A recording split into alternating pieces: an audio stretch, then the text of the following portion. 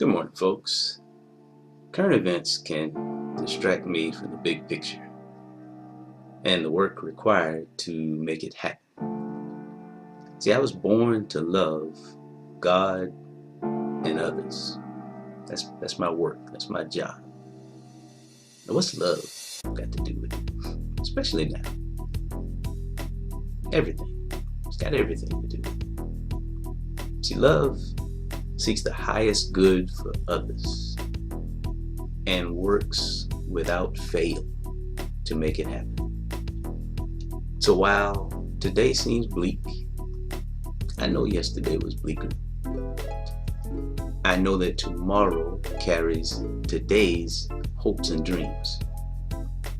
So God bless the dreamers, and God bless the schemers. Not the architects of arrogance, mayhem, and vitriol. Not those schemers. But the purveyors of purpose, power, peace, patience, persistence, priority, pursuit, passion, possession, and planning. Bless those schemers. See, the only things that happen by accident are accidents.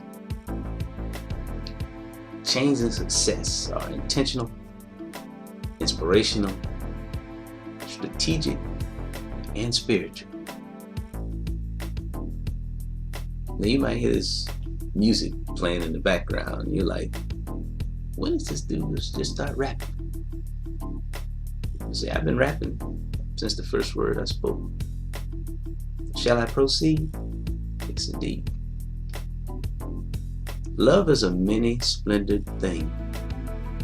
That means it's full of magnificence and marvel. That's also filled with challenges. Challenges that help us grow and then know that we don't know. Then show that even though cash flow, even though woe and sorrow, we are a people who sow. We are a people who sow. We are a people who go. We are a people who flow. See, love's challenge is best phrased this way. I'm decent at loving what I like. Now I'm learning to love what I don't like. Welcome to honesty, self-honesty. Welcome to life, real life. Learning to love what I do not like is not in my nature. It is my standard, though. It is my stature.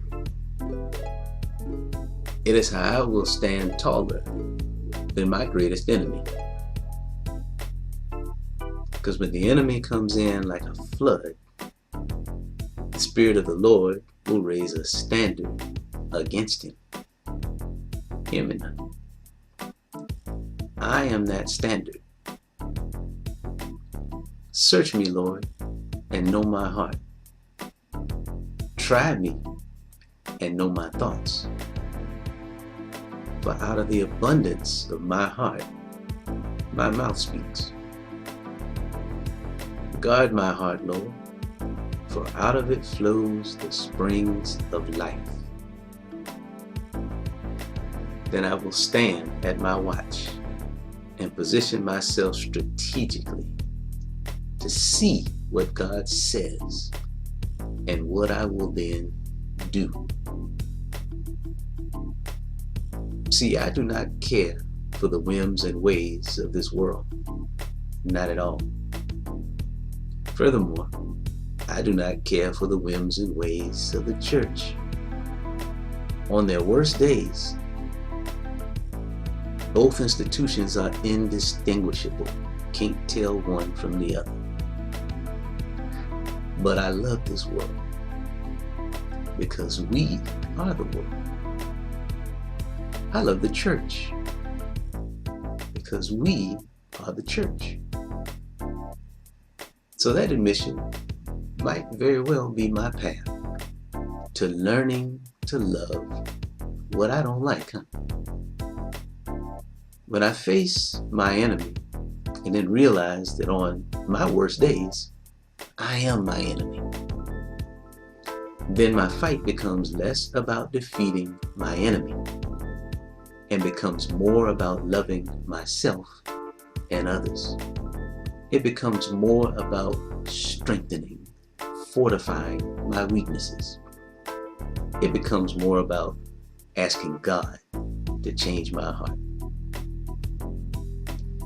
The heart is the intersection of the mind, will, and emotions. So a change of heart says, I'll change my learning. I'll change my focus. I'll change my finance. I'll change my work ethic. I will declare that when in the course of human events, I find that the rhetoric ain't my reality and the rules of engagement are unwritten, unspoken, unfair, unjust, and largely unchanged. And I get tired of watching frogs sip tea, reposting quotes, watching videos, sharing pictures of food, explaining racism, arguing with the wind. It is then that I realize I need a strength greater than I can perceive or achieve on my own. That strength is love. Not that lovey-dovey, groovy kind of love, but that bear all things, decision, hopeful kind of love. Love that will help me cross that wide chasm between who I am and who I need to be. Then I'll stop watching, lamenting, and commenting, and will start planning, strategizing, organizing, creating, and working. And though change tarries, I will work for it while I'm waiting. And it will come because it will begin with me. Selah. Peace.